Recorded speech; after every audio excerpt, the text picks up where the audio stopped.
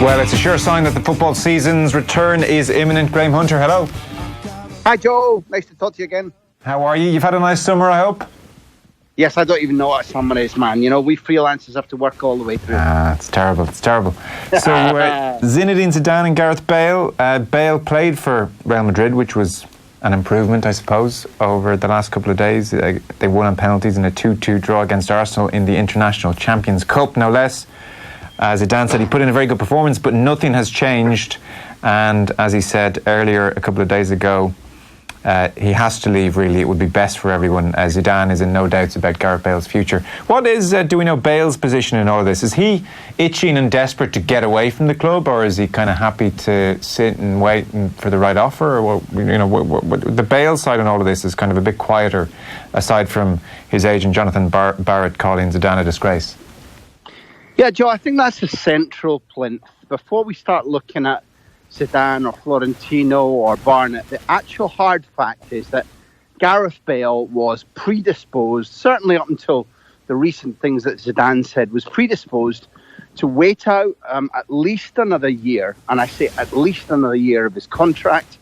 He still absolutely believes in his own, not only his own ability, but his ability, I guess, to probably outlast Zidane. I think that's a key phrase that hasn't been in the news reporting broadly around Europe. A lot of time to analyse exactly the sort of actuarial calculation that Bale might make. And without going into it heavily now, because it's not what you asked me about, there is a very, very strong sense amongst many of those who either watch Madrid closely or have reported on them for years that things are not hunky-dory between Zidane and Florentino Perez. It does not mean to say that that can't be sorted out. Not for a second. But this is, you know this, we've talked over, I don't know how many years of Florentino Perez's reign. It's a very, very volatile club. And to be quite honest with you, Joe, while both Gareth Bale and Jonathan Barnett have responsibility, partial at least, for how this situation has got so intricate, so embarrassing, and potentially so wasteful to Gareth Bale's remaining brilliance, because at his age and given his abilities, I think that's the right word to use. The fact is that it's far from impossible that the volatile nature of Real Madrid could mean that Florentino Perez, who still believes in Bale, at least as a financial asset, whatever he thinks about him as a footballer, might replace Zidane, or Zidane might stomp off again. There are a number of problems to be dealt with. And if you were Bale and you really enjoyed the lifestyle, you never read the press in Spanish, you were pretty much armour-plated to the criticism that comes around, and you wholly backed yourself, both athletically and in football terms, I think there's a reasonable case made that all of us, might stay in his situation. So until the really dramatic turn of events just around the Bayern Munich game, it was certainly the case that Gareth Bale was hunkering down, not just to fight for his place, but to fight for his right to be at Real Madrid. I mean, he will certainly be aware that fans have booed him, however much he wants to bunker down and however much he wants to hide from the truth. And he will be aware of his limited game time, and he will be aware of how Zidane feels about him. Do you get any great sense through Barnett or through dispatches from the Bale camp one way or another that this is a player desperate to play and not waste the remaining few peak years that he has? Because it almost seems like he's nonplussed from a distance, which just can't be the case. No.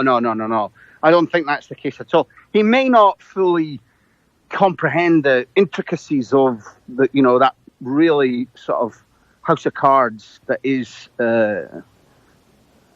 both the Bernabeu, its office holders, the relationship between the Bernabeu, Florentino Perez, Jose Angel Sanchez, and the training ground.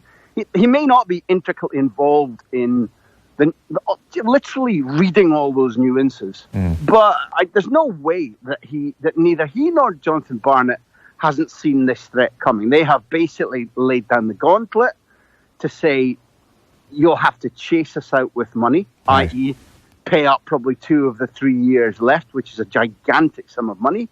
But also, something has to change in order to strip Gareth Bale away from his belief that he has the right to carry on what is a very juicy lifestyle in and around Madrid. And anybody who doesn't believe in this phrase either doesn't know the situation or hasn't been paying attention, but he adores the fact that he can turn up, do his work, and go away and be left alone and try to golf or watch golf.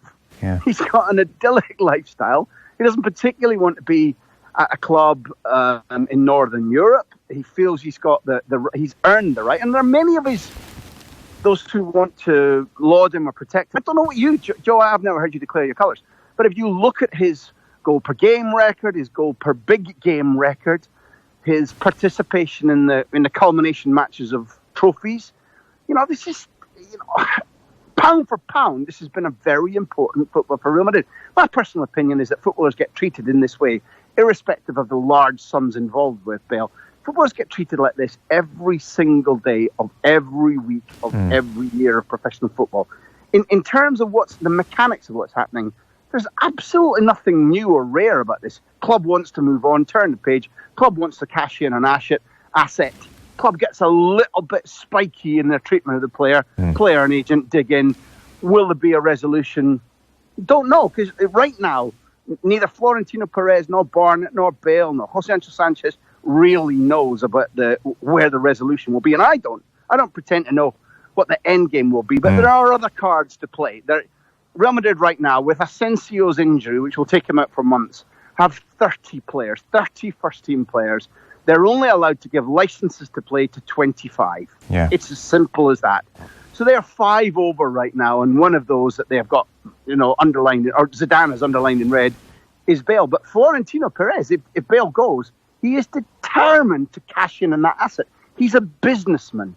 And therefore, this China thing seems to me to be absolutely bizarre. Yes, they could pay the wages that this guy needs, but because of the tax situation, which I guess you've covered, meaning that for every million you've got to pay in transfer, you have to double that in terms of the Chinese government tax. So, you could maybe sell him to a club for 5 or 10 million, at which point Florentino Perez has to be coaxed down off the roof of the Bernabeu. It's such a Gordian knot, Joe. Yeah. The predicament is I'm not quite sure who does take him. Who does take Gareth Bale then? Well, look, there's some obvious arithmetic for me. If it is genuinely the case that not only Madrid are negotiating with 1 or 2 Chinese clubs, and Jonathan Barnett and Gareth Bale are willing to countenance going there, which is, to me, the wrong move for a high-class footballer just aged 30, then that transfer sum can only be about 15 or 20 million euros. Well, at that point, any club who would like Bale but can't stand the thought of paying 75 million euros to Florentino Perez plus Bale's salary can say, well, we'll top that Chinese transfer fee by 5 million or 10 million or 15 million. Hell, let's go mad. Outbid the Chinese and then buy this footballer who still has the class and the power to elevate clubs to big trophies for a bargain price and pay him the wages that he wants to do. If the Chinese thing is happening, to me, that is an icebreaker. That makes other big clubs, whether that be Manchester United, whether that be Tottenham Hotspur, Chelsea can't do it, but maybe Paris Saint-Germain, who've got FFP problems.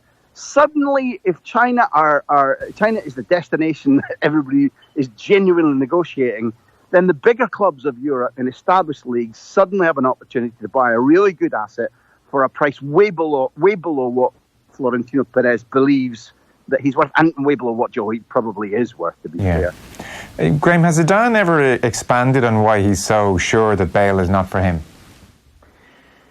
No, he's not in public. He's never detailed the deficit that he sees between what Bale should be giving and what he has given. But if you watched Bale under Zidane, what Zidane wanted to do was to give more of a passing game, less of a game whereby Bale's long-rangey runs might be appropriate, less of a game where he was given the right position in the team to shoot from. I think as well, Zidane, I mean, if you're brutally honest about this, Zidane adapted. When he went to Juve, he became an out-and-out Juve man, learned the language, integrated fully to the club, integrated fully to the way that Juve thought and acted. When he did that at Real Madrid, he learned Spanish almost immediately. He integrated again into the political side of the club, the way in which you interacted with the media and the fans. It cannot be a coincidence that his approach to international travel with your skills is so wholly different from that of Gareth Bale. I know for sure that the club are, and this goes for the sports staff, where his injuries were such an issue, and I think that's mainly culpable to Real Madrid.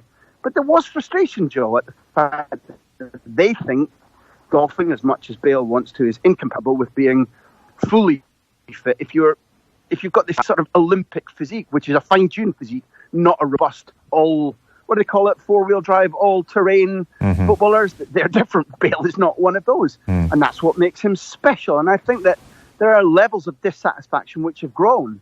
And what's more, if you're Zidane and you leave after that big victory, when Liverpool are shorn of Salah and Real Madrid win through those two Bale goals, and Bale is furious not to have played. He comes on, he burns out his anger, and then he can't, during the remainder of the season, for any of the three coaches, reach that level of play again. Neither Lopetegui nor Solari nor Zidane when he comes back. I think you're entitled, whether you're Zidane or whether you're any coach who's taking over, to say, I'm going to turn the page.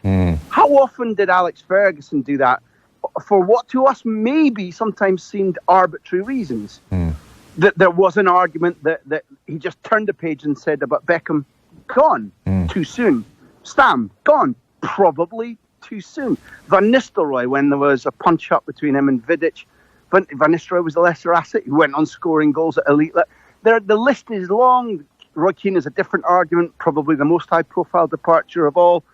But if we want to make a comparison with what a man manager, not just a coach, judges as to be the time when I bring the hammer down on the gavel down on the desk and say, going, gone, a manager has the right to do that for whatever criteria he's applied to the situation. And I think I've outlined one or two that has guided Zidane over a period of time to say it's imperative that I freshen up. It's imperative that I move that guy on for a wide variety of reasons. Okay. Interesting couple of days ahead. Graham, thanks so much. Appreciate it. Pleasure, Joe.